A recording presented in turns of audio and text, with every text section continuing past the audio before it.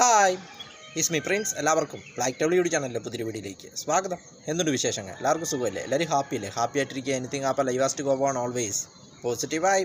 ഇപ്പം നമ്മളിന്ന് നോക്കുന്നത് ആവേശം, മൈ എക്സ്പെക്റ്റേഷൻ. ആവേശം സിനിമയെക്കുറിച്ചുള്ള എൻ്റെ പ്രതീക്ഷകൾ, അതാണിന്ന് നമ്മൾ നോക്കാൻ പോകുന്നത്. ആവേശം സിനിമാ പ്രേമികളെ ആവേശത്തിലാഴ്ത്തുവാനായിട്ട് ഫഹദ് ഫാസിൽ ഫഫ ആവേശവുമായിട്ട് എത്തുകയാണ്. ഏപ്രിൽ 11 ചിത്രം തിയേറ്ററുകളിൽ എത്തുന്നത്. ചിത്രത്തിലെ ട്രെയിലറും സോങ്ങുകളും എല്ലാം വമ്പൻ ട്രെൻഡിങ് ആയി കഴിഞ്ഞിരിക്കുന്നു.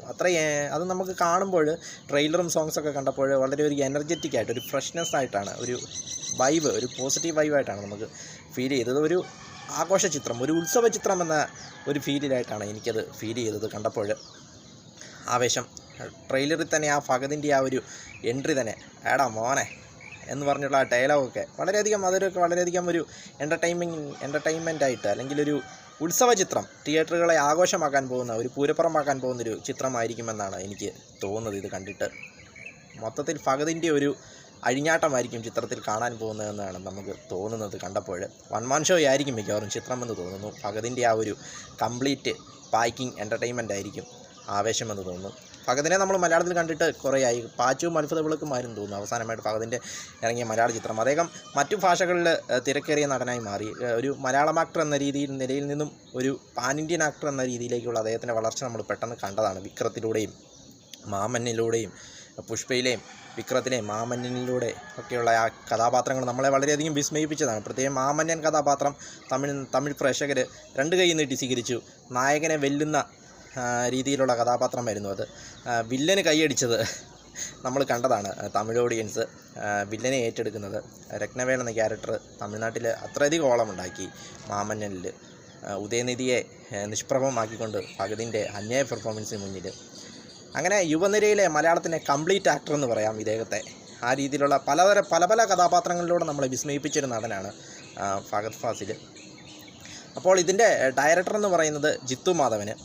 അദ്ദേഹത്തിൻ്റെ രണ്ടാമത്തെ ചിത്രമാണ്. ആദ്യത്തെ ചിത്രം തന്നെ രോമാഞ്ചം, കഴിഞ്ഞ വർഷത്തെ ഏറ്റവും വലിയ ഹിറ്റുകളിലൊന്നായിരുന്നു രോമാഞ്ചം. അപ്പോൾ അദ്ദേഹത്തിൻ്റെ രണ്ടാമത്തെ ചിത്രമാണ് ഇത് ആവേശം എന്നത്. അപ്പോൾ അതോടൊപ്പം മ്യൂസിക് ഡയറക്ടർ സുഷിൻ ഷ്യാമിനെ കുറിച്ച് പറയുമ്പോൾ മഞ്ഞുമൽ ബോയ്സിലൂടെ സീൻ മാറ്റിയ ആളാണ് അദ്ദേഹം.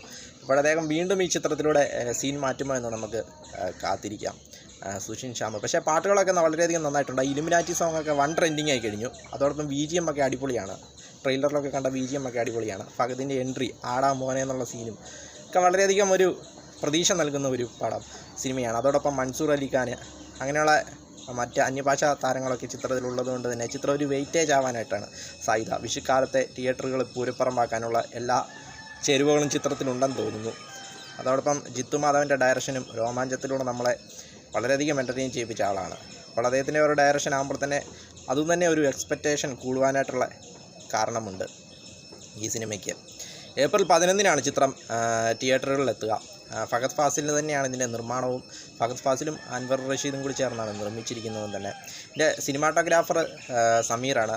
നല്ല വിഷ്വൽസാണ്. നമ്മൾ പാട്ടുകളിലും ട്രെയിലറിലും ഒക്കെ കണ്ടപ്പോൾ തന്നെ നല്ലൊരു വിഷ്വൽസാണ്. നല്ല മനോഹരമായൊരു ഒരു ക്ലാസി ആയിട്ടൊരു വിഷ്വൽസ്, അല്ലെങ്കിൽ വളരെയധികം വളരെ ഒരു സമ്പന്നമായ ആ രീതിയിലുള്ളൊരു വിഷ്വൽസാണ് ഇതിലൊക്കെ കാണാൻ പറ്റുന്ന ഒരു ആക്ഷൻ ത്രില്ലറാണെന്ന് തോന്നുന്നു. ഒരു ആക്ഷൻ ത്രില്ലർ, ഒരു കംപ്ലീറ്റ് എൻ്റർടൈൻമെൻറ്റ്, ആ ഒരു രീതിയിലേക്ക് ഉള്ള സിനിമയാവാനാണ് ചാൻസ്. ട്രെയിലറും പാട്ടൊക്കെ കണ്ടപ്പോൾ അങ്ങനെയാണ് തോന്നുന്നത്.